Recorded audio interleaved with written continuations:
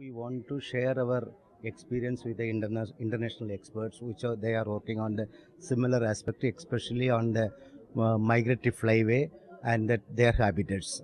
So that we have got some interesting side events to interact with the people who already met in several international conferences, who are already there from the institute like that RSPB and Birdlife and many other from the particularly the East Asian Oscillation Flyway partnership that way.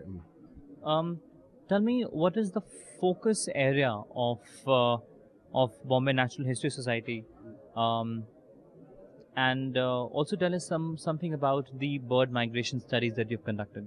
Yeah. Actually, Bombay Natural Society is doing research on the natural history, not only on birds, but the main focus is on the birds.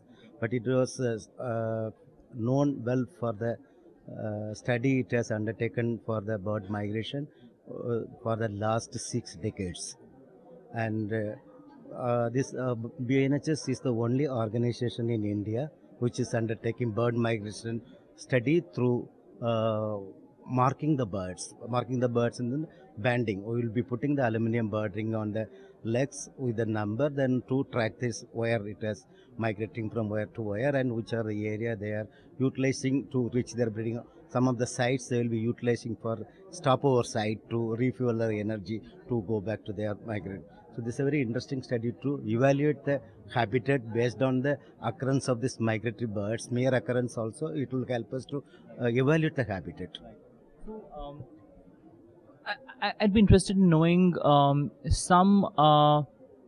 s- some results from the study, which indicates negative impacts of the changing climate and biodiversity on the migration of birds. Yeah, that is of course, but it is a long-term process to understand the impact. But locally, but if we are doing it in one place for a long term, we can find out what happened, particularly in their arrival pattern.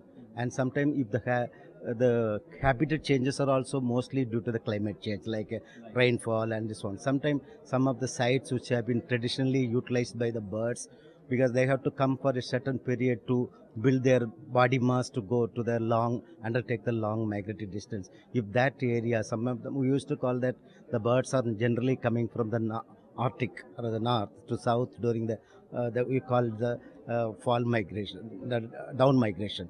Then will go back when there's onset of summer. They will be going back to their breeding ground. That time they have to put lot of energy, particularly to congregate in certain sites. If that sites are degraded, if these birds are devoid of any food to refuel energy to go back to their breeding ground, they will get perished. So that will be the climate change really impact on this kind of particularly habitat changes. And then arrival pattern also, because it can happen in the Arctic region also, because some birds which are arriving earlier and some of them are coming later. So there's so much thing we have been now understanding through this observing in a particular similar site for a long-term basis. Could you give me an example or two specific examples where you have observed that the arrival patterns, etc., have been significantly changing? And what does your study indicate? What are the reasons? But actually not very significantly, but a few, like a one they are coming 1 week earlier, and particularly, but they will be occurring in a particular place during their downward migration and then the upward migration. But if that is not happening due to the climate change, if the areas are not good, particularly mostly we have been talking about the migratory water birds which is utilizing some of the area. Now it is not not suitable for their return journey. They can't afford the wetland habitat during that.